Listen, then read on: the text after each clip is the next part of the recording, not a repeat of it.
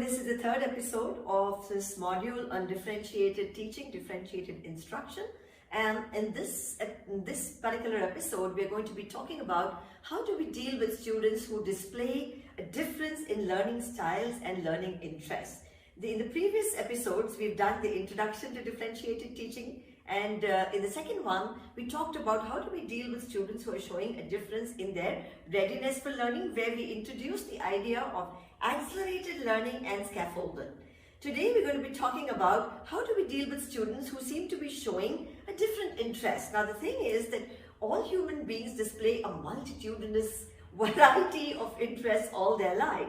And therefore, to avoid the madness of so many different interests and how do we cater to them, we actually need a framework. We can't be taking care of the interests of 40-50 students in our class and there will be no time.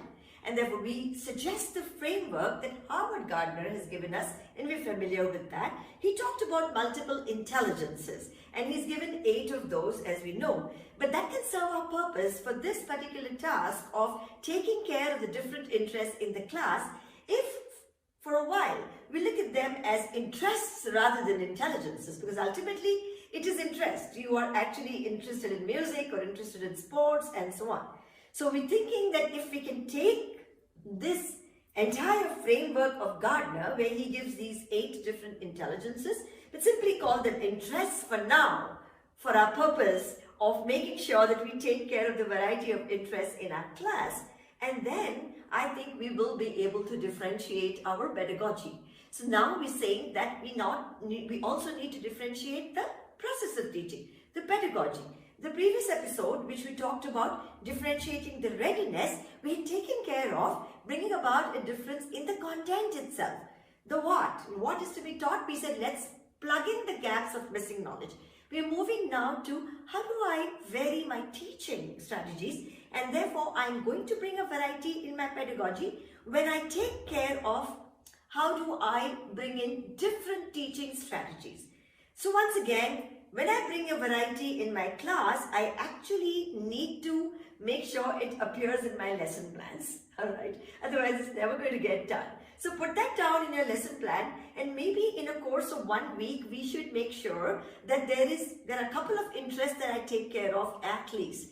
So we are familiar with Gardner's multiple intelligences, possibly mathematics and language is taken care of almost every day, but we also need to take care of the other 6 that he talks about: intrapersonal, interpersonal, kinesthetic, musical, naturalist, visual, spatial, and so on. So again, they must be linked very naturally, dovetailed smoothly into topics where they naturally fit and not force fit them. But we must make an attempt to do that. I am attempting to show one example. So the thing that I must stress in this particular episode is that the learning outcomes for the whole class remain constant.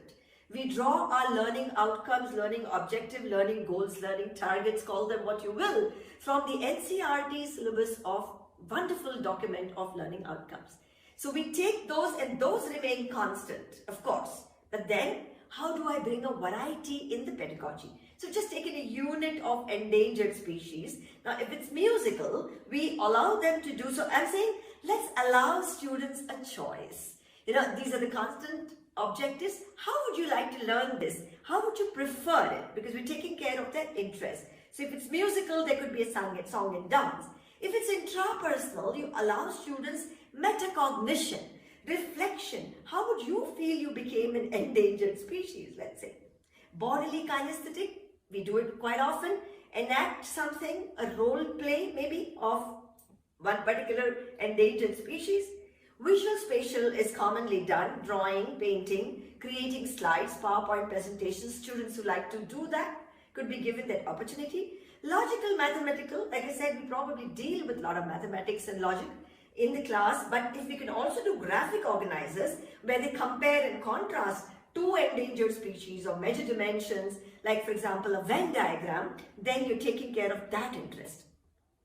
Verbal and linguistic, debates, creative writing, this happens. Naturalist, just observing wildlife, going on a study trip, a field trip.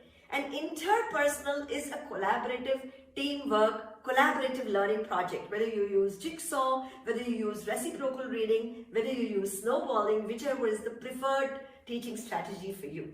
So just to sort of bring that home once again, is that these are the 8 multiple intelligences that Howard Gardner has done marvelous research on, frames of intelligence, but we are calling them interests to serve our purpose of taking care of the variety of interests that we see in our classes.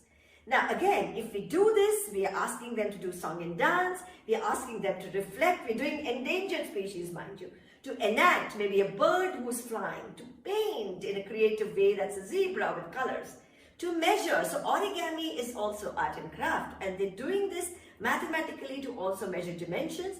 Linguistic, of course, because we're doing debates all the time. And then there's a naturalist intelligence where they go and observe a wildlife forest, and interpersonal when they are teaming up.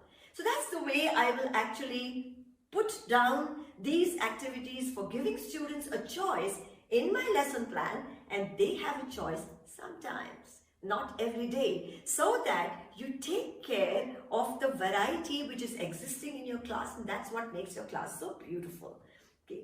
So how do we understand learning styles now? Learning styles is nothing by absorbing the way you absorb. So the popular model, as you know, is actually the WAC model. That's again visual, auditory and kinesthetic.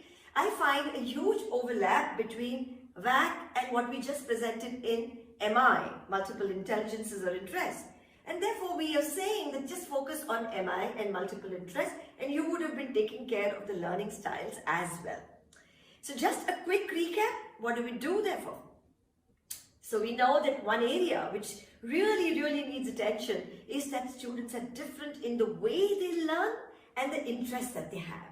Okay? So apart from the readiness angle that we spoke about earlier, so therefore one size fits all really needs to be thrown out of the window. Expecting all our students to be just like each other is a ridiculous idea. It's almost like expecting all the flowers on this planet to be the same color and the same fragrance. We wouldn't want that. There's a beauteous variety in our class, and let's embrace that, is what I would like to say. Don't fit everybody into one square peg. All right? Thank you for watching, because this is what we're bringing you in the module of differentiated instruction, and the next one is going to talk about differentiated assessment as well. If you like what we present, do share forward and do subscribe to our channel.